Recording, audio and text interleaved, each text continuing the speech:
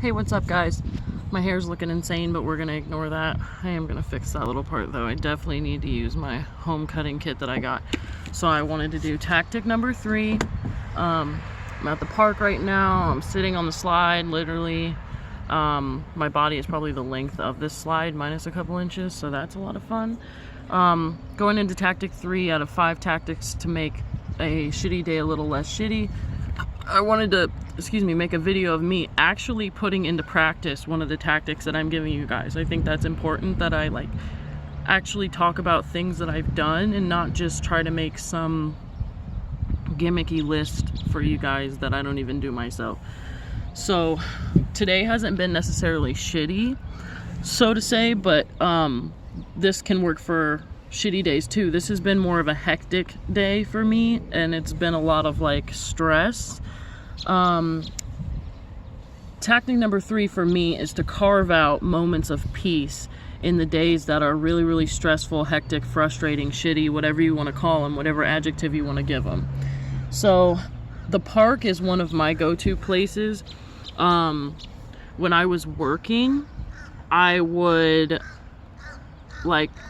tell myself, okay, when I go to lunch, I'm gonna sit in my car and eat and have nothing, not be on my phone, have the radio off, sit there in silence. I think that when you can carve out moments of peace, and by peace I mean quiet.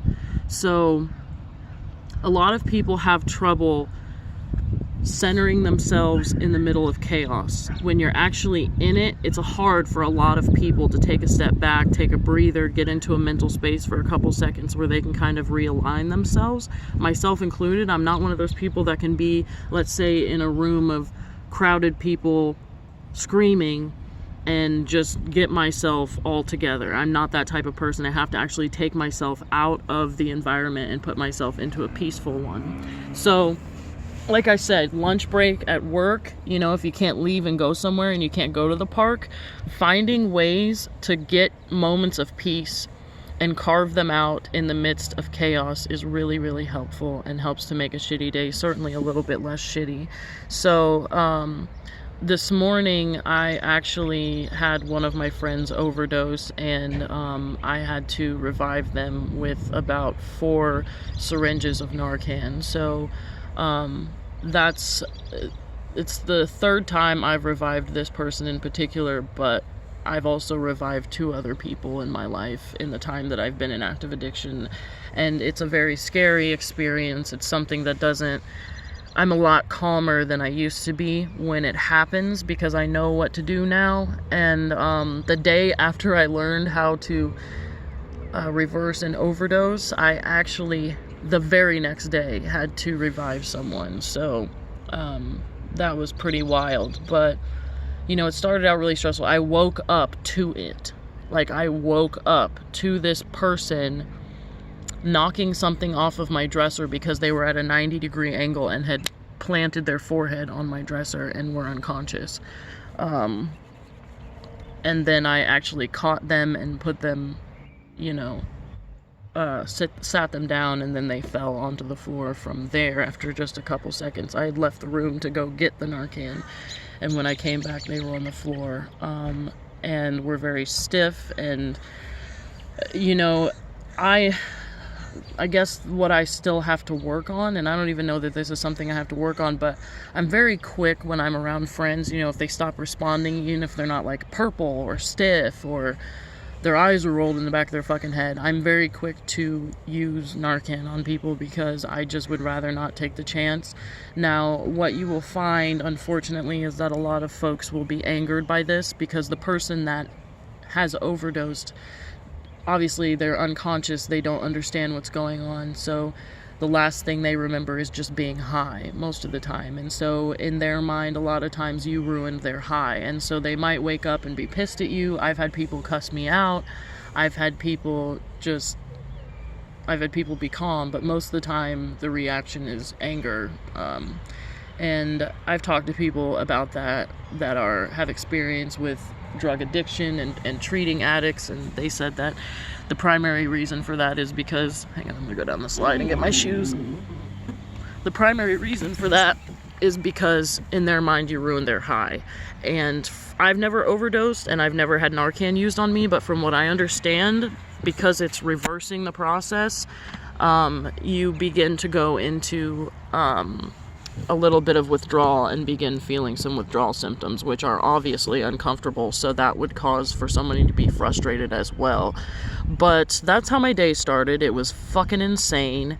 And then this person was upset with me and told me that I didn't know how to use it right, and told me that I was basically didn't tell me that, but they told me the first part, that I didn't know how to use it right and that they were fine and I didn't have to do that. And I told them I used several syringes and they were upset, and that hurts. But anyway, I'm at the park now and I'm just taking a moment to reflect and sort of meditate, not like really focused meditation, but just like sit with myself. I journaled. I did a reactive journal earlier, which was tactic number 1 that I told you guys about.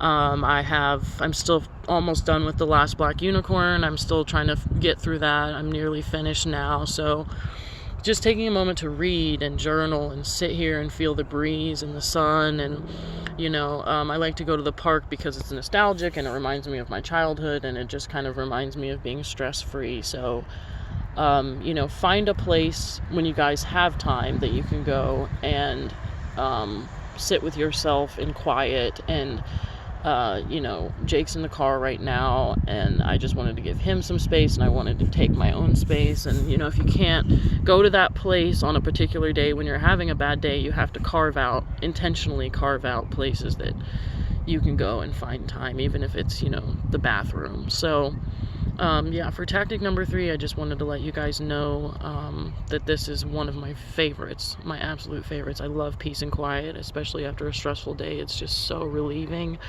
And I think that it encourages self-reflection. I think that it encourages,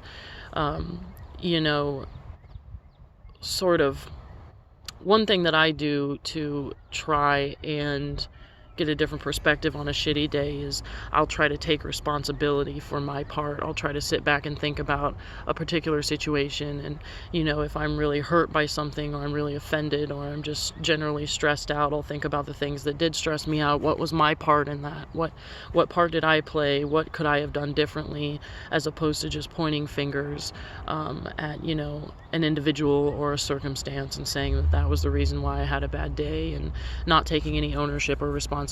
So I think that quiet time really is beneficial and gives you a minute to see things differently potentially. I would say to create balance within your mind. So if you're somebody who typically blames everything on themselves and tends to favor more the side of self-loathing, then I would try to give yourself a little bit more of a break and say, maybe I did do the best that I could.